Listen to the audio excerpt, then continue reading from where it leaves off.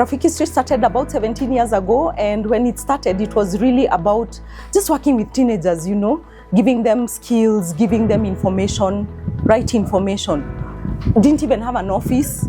It was about going out and meeting teenagers where they are at. And but eventually we did acquire an office here in Zimmerman. We then provided many types of skills.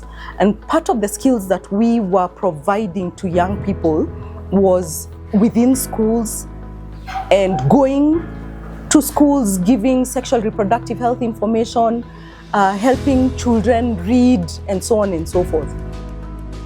We realized that children were reading way below their grade level. If a child is in class 6, they can barely put three sound words together, bad, b-ad. And with that, then we decided to then provide reading skills. We did this all the way from 2014 up to 2024. 10 years down the line, we were able to get a space where we opened our first community library. Well, it has been of a great help within the community because whenever children would want to do some studies, they used to go to town. Within Zimmerman, we did not have a library before, and even within the environs, one has to take some distance before he gets where he can access a library. The first place was really small. A small reading area could only accommodate 12 students. But we were then able to get a bigger space, and now we are accommodating safely between 60 to 80 young people aged between 5 to about 18 years. Of course, we still continue to provide all other sorts of life skills, but the Kisima Community Library has definitely become an anchor project for us. Kisima Community Library, why the name Kisima? Kisima is Kiswahili word for well. And so the tagline for Kisima is the reading well in order to read well. Actually, most of the children within Zimmerman or the youth within Zimmerman were not in a position to know what happens in a library and the benefits of the library because they did not have the access. But currently, now that we have Rafikistry holding the library, it has been of great help, and currently even our youths, children and parents have now known the purpose of a library, and it really helps them. When the opportunity to open up a library then came, we found it as a good way now to address not just reading English, but then that we could have books within the library, and that then with the books within the library, children and high schoolers could access books from a central point so that then they could actually still be able to acquire the knowledge and the skills that they were looking for as students. KCDF was putting up an application. They wanted to train a local organization on things like local fundraising. Some of the topics that KCDF took us through that are still helpful up to date are topics like local fundraising, donor mapping, local resource mobilization, and I'd say the training specifically insisted on using your community to raise the funds to run the programs in the community. But the relation continued, and this was in the year 2024. They put up what we call P4C application, Pamoja for Change application. And so what Pamoja for Change is all about, you as an organization, you come up with an amount of money, you raise an amount of money from the community, and then KCDF matches the same amount. So we put in a bid to raise 500K from the community. So that was divided into two, in cash and in kind. Our target was to raise 350K in cash and 150K in kind. And then KCDF matches the same amount. So gratefully, we were able to raise that amount. We raised 352K, but on the in-kind side, we raised 500K plus. A shilling for a shilling program requires that communities raise their own contribution of 50% of the whole budget. So what we do at KCDF to enable them or make it easier for them is to train them on local fundraising.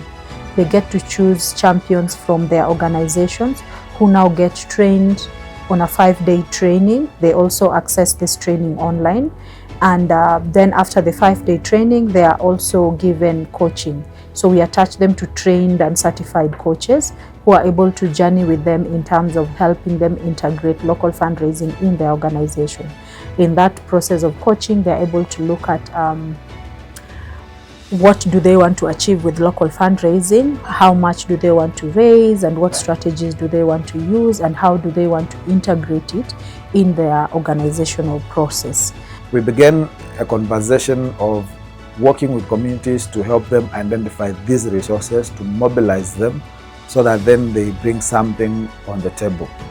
And that in itself, the results were, one, increased participation in the action. Two, it actually allowed us to, one, tell ourselves, you know what, we can actually get a bigger space, because if we can just raise the 50% and have rent covered rent, then we can be able to actually run the library. One of the things, therefore, that we have committed to as Rafikistry is to then open up the library to all young people who need the library.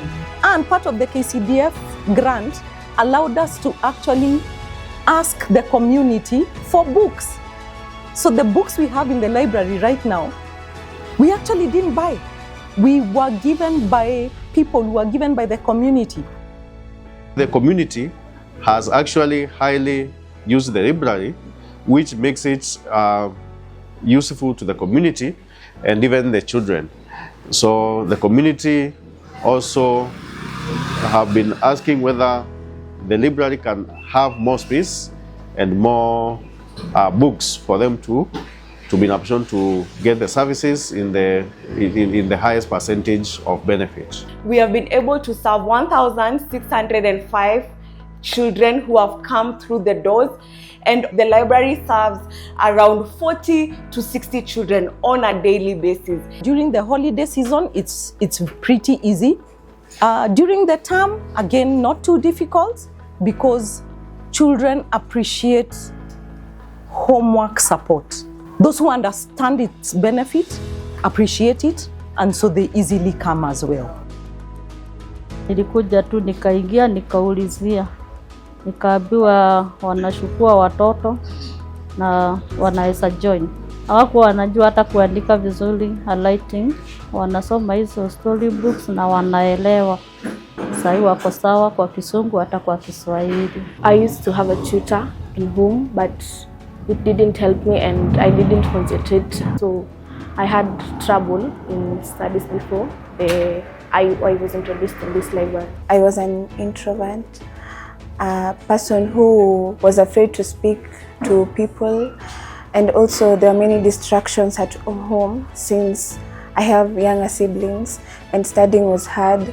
And that's why I decided to look for a place that was much safer, and I felt comfortable reading, and I was assured that when I came to this place, I would feel like I'm utilizing my holiday, and at the end of the day I will feel like I have done something which made sense instead of just sitting at home and doing nothing constructive. During the holidays, I used to not finish the homeworks, not continuing with my revision, and when I came to the library at first, I got a lot of help from the assistants and from the research, from the books that they give me, and the conducive environment that they give me. I used to study at home, of which there were a lot of distractions, and most parents, they want you to work with their schedule.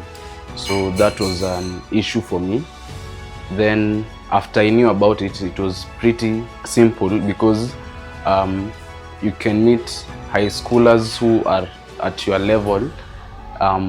Then if there's any difficulty you're facing, you can ask them about it. I came to volunteer so that I can utilize my time, since I just completed my Form 4 studies, and also as a way of giving back to the community. I wanted to join as a volunteer because I have seen what they have done to me, and I wanted it to give back so that another person can come again and say, the reason I'm coming here is because of that specific volunteer. Some of the volunteers that are serving the library currently were part of the group that used the library beforehand, especially when they were in Form 4. They used the library last year in 2025, and the library was very instrumental in providing books for them, even in preparation for their national examination. And this year, they came back to just give back to the community library, and so they are helping us even in running the programs of the community. The long-term vision of Rafikistry is, of course, continuing being a community safe haven. We foresee ourselves diversifying our resources in a bid to serve the community better. We would like to definitely accommodate more children. The housing situation in Zimmerman is slowly changing, so getting bigger spaces is definitely challenging. We continue to be hopeful. You never know, perhaps even acquire our own piece of land and build our own thing. That would definitely be something good, because we can be able to then house as many children as possible. We also have the limitation of other amenities, because actually you cannot run a space or a library without facilities like the toilets, power, without water. So those are also other shortcomings which the community would request that if they were in a position to be placed. I'd like to thank KCDF. From the organization perspective, we were able to truly realign our systems. We normally say here at Rafikistry that the organization we were before, KCDF, and right now we are massive changes has taken place. KCDF, asanteni sana. Thank you for all the support. Not just the financial support you've given us, but even the continual encouragement to telling us, you know what, Rafikistry, you can do this. Oh, well done, Rafikistry, for patting us on the back to know that we've done better, that we are not in the space where we were several years ago. We appreciate the donors for the great work that they do in promoting the Rafikistry NGO. I also would request them, if possible, they continue assisting them, and if they get more funds, to increase the funds that they give them, so that at least Zimmerman community can grow and also can move far.